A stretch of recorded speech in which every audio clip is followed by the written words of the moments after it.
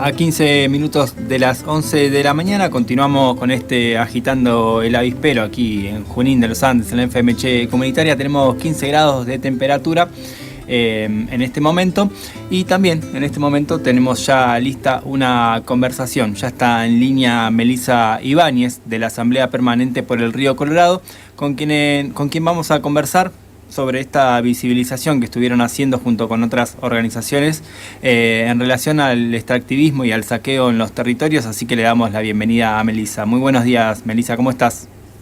Hola, ¿qué tal? Buenos días. Bueno, acá estamos muy bien. Qué bueno, Meli, qué bueno escucharte nuevamente. Hace un ratito nomás decíamos y conversábamos fuera del aire que no es la primera vez que conversamos con vos, pero la audiencia se renueva todo el tiempo también, así que quizás va a estar bueno que volvamos un poquitito en el tiempo hacia atrás y que nos puedas recordar quiénes conforman esta Asamblea Permanente por el Río Colorado y por qué se conforma. Sí, bueno, la Asamblea es una asamblea que nació hace un par de años, estrictamente por el peligro de la construcción de Portezuelo del Viento, que todavía no está construido, pero la licitación sigue adelante, que es una mega represa que quiere hacer el gobierno de Mendoza en el Río Grande, que es el principal afluente del Río Colorado.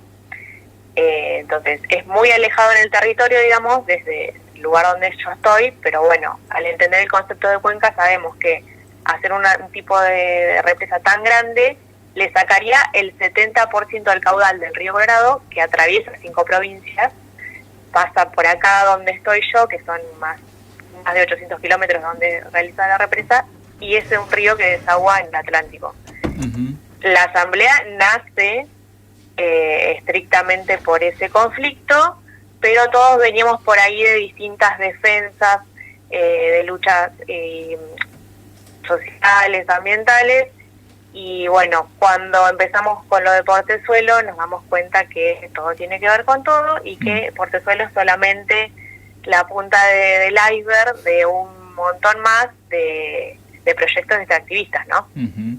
Sí, tal cual. Creo que la gente que te estaba escuchando pudo entender bastante bien lo que comentabas, porque bueno, también aquí está bastante presente uh-huh. La situación con la represa en el río Nahueve, que es bastante similar a todo lo que estabas contando. Bueno, decías que lo de Portezuelo, la licitación sigue adelante, ustedes estuvieron haciendo varias visibilizaciones, muchos reclamos en relación a esto. ¿La respuesta sigue siendo nula de parte de los gobiernos, Melissa? Sí, en realidad hemos tenido respuestas positivas en el sentido de que, por ejemplo, la provincia de Río Negro, Neuquén y Buenos Aires cambió de postura, ahora está en contra de la construcción de Portezuelo del Viento. Bien. Que antes estaba a favor. Uh-huh. Entonces eso no es un dato menor. Uh-huh.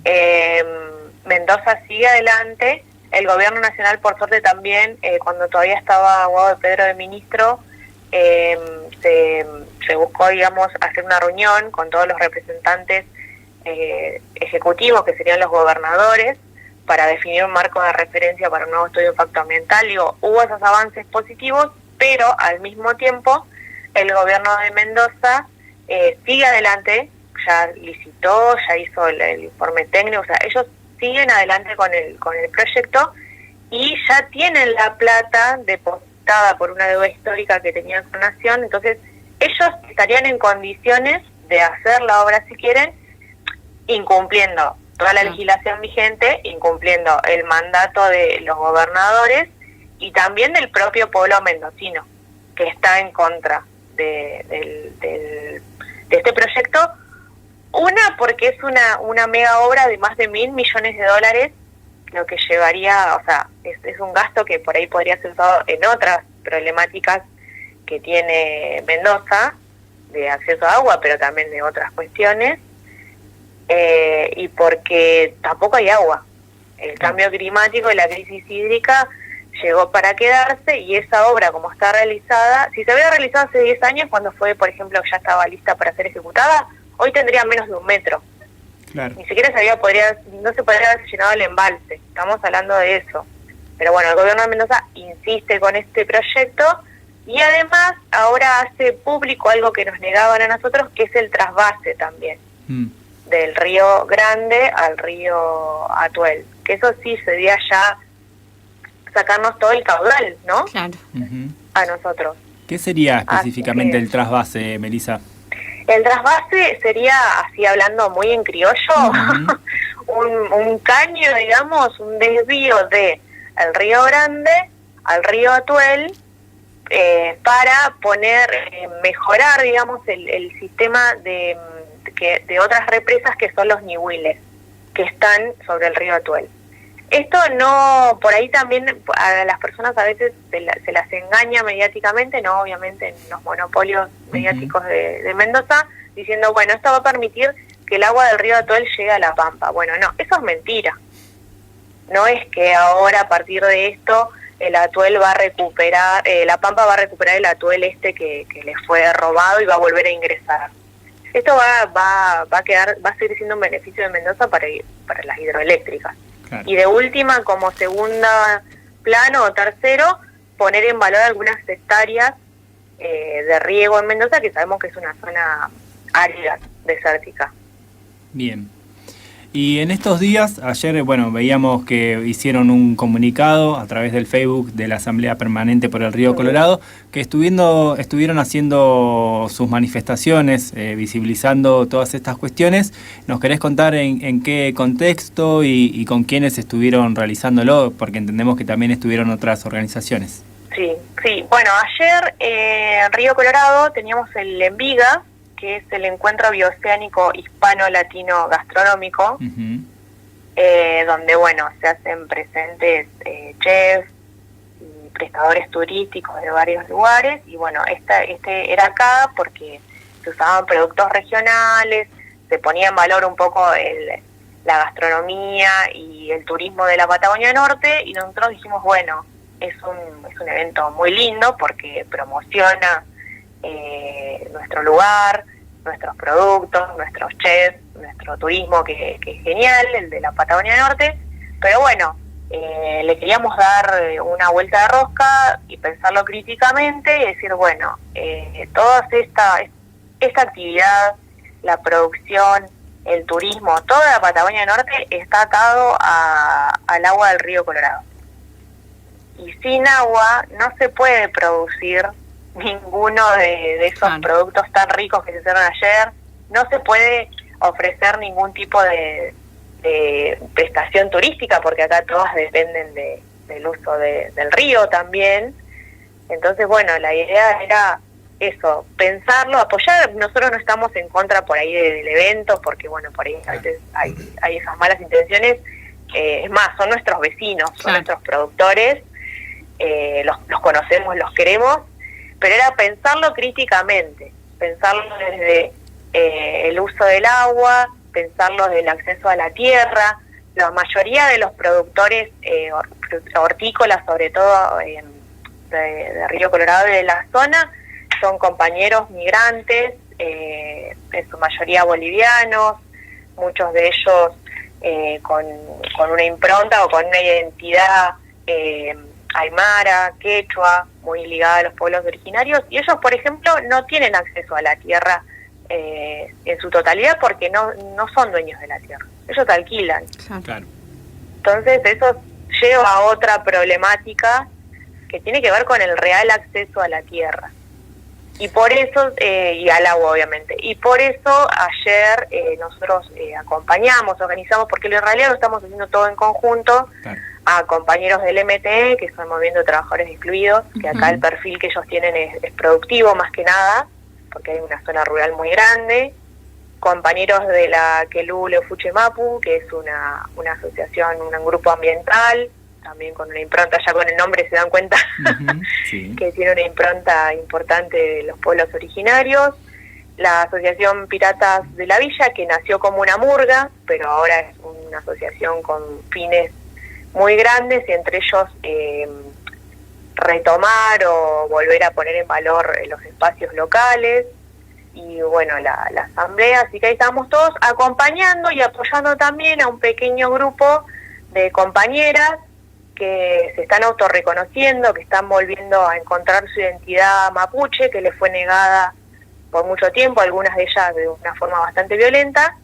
Entonces, estamos haciendo todo ese proceso de acompañar, de pensar críticamente las actividades y de, Pensar que la criminalización que se está haciendo también de los pueblos originarios no es terrible, es malintencionada, y nosotros que decíamos, bueno, terrorismo en realidad es el saqueo. Terrorismo Totalmente. es permitir el saqueo de los bienes comunes como lo permite la provincia.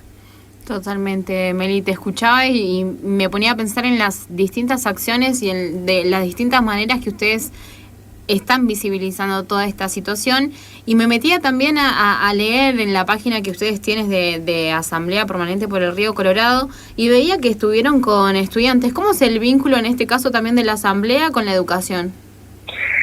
Sí, bueno, justo estuvimos en la misma escuela donde fue el evento.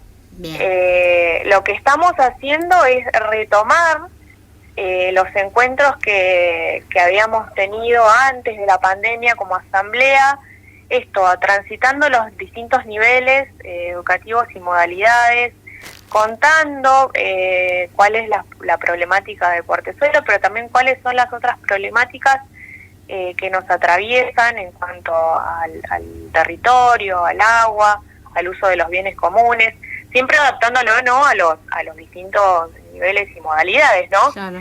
Y bueno, justo el encuentro que tuvimos el viernes fue con chicos que terminan su tecnicatura agropecuaria en una escuela técnica, están terminando, y bueno, ellos dentro de esas problemáticas, dentro de dos materias que están muy buenas, trabajaron Portezuelo y el extractivismo desde dos miradas, por ahí una más física y otra que ya es de una materia que se llama Filosofía y Derechos Humanos. Uh-huh. Así que bueno, imagínense que con ellos que son grandes, que dentro de poco, de unos días van a ser profesionales, pudimos tener un debate muy muy rico sobre estas cuestiones.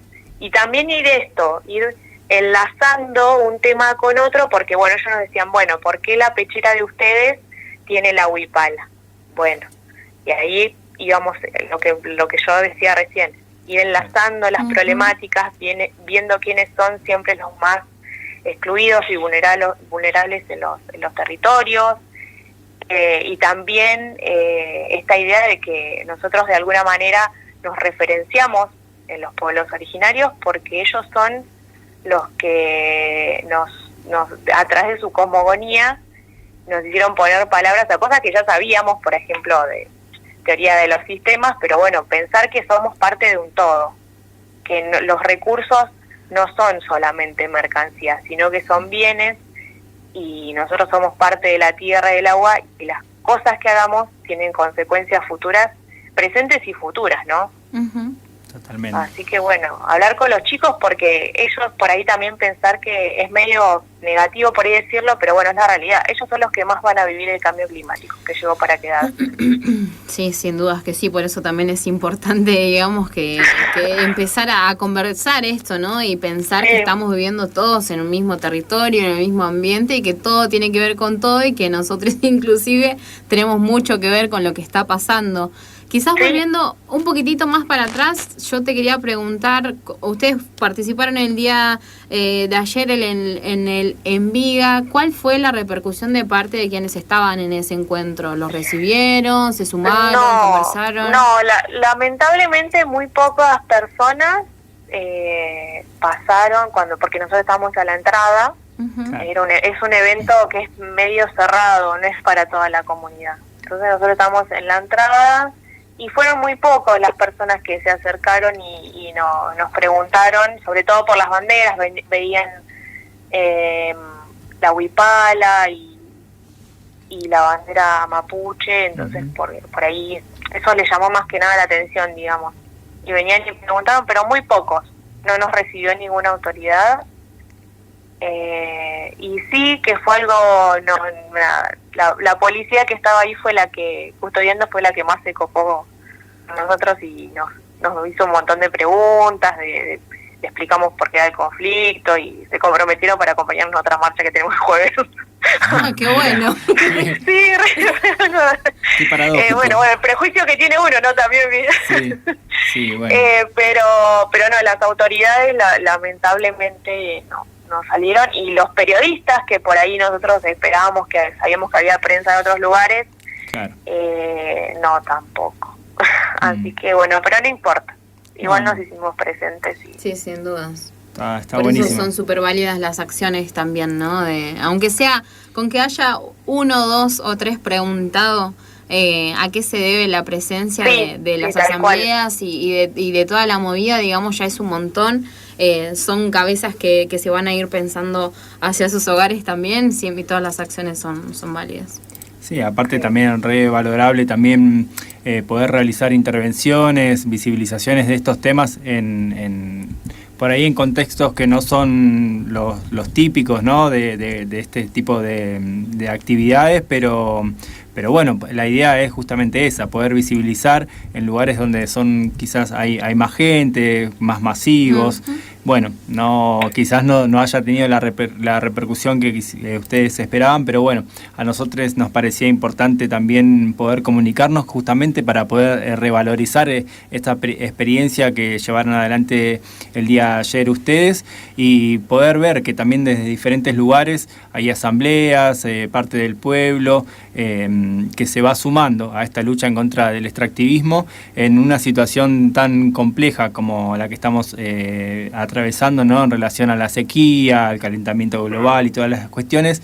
Siguen siendo los pueblos quienes ponen en jaque a los gobiernos y a las empresas y les decimos que no queremos sus proyectos de muerte, que lo que queremos es cuidar los bienes comunes, el agua, porque justamente son la vida de los pueblos y nada, eso, también poder cuidar nuestro medio ambiente más allá de las actividades que llevemos adelante, ¿no?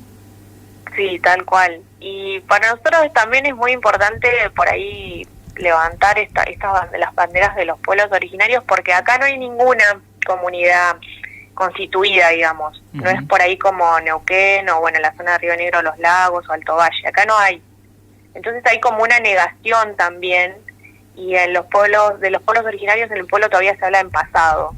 Entonces, bueno, es un frente de lucha que tenemos en las escuelas y también en el territorio, porque bueno, yo en mi caso particular no, pero sí hay compañeras que están recuperando su memoria y que bueno, por ahí nos dicen, bueno, no, el conflicto mapuche este supuesto conflicto mapuche es en la zona de Lagos, es en Bariloche, o acá no hay mapuches, o los mapuches son chilenos, o bueno, acá había tehuelches pero los mataron los mapuches, bueno, todo eso. Entonces para nosotros levantar esas banderas, que alguien se acerque y nos pregunte, es súper importante, porque bueno, estamos acompañando a primero que nada dándole una vuelta de rosca a la historia de los territorios. Nosotros como en todos lugares acá tenemos calles que se llaman Roca, en el desierto, bueno, todas esas cosas.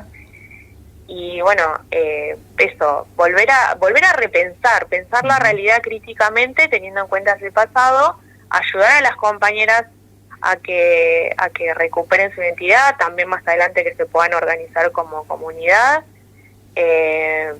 pero nada, eso, levantar esas banderas ya implica que venga gente y lo piense críticamente, y charlemos ahí, intercambiemos pareceres, porque bueno, no podemos negar. Nosotros el otro día tuvimos un encuentro y nosotros decimos que el colonialismo, o sea, se terminó, pero la colonialidad sigue vigente.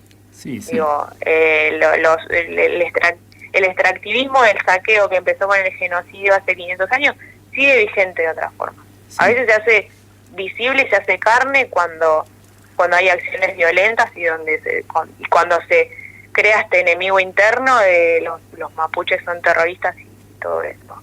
Pero sigue vigente en todo momento. Entonces, bueno, levantamos esas banderas también para discutir esas cosas, para tenerlas siempre en agenda.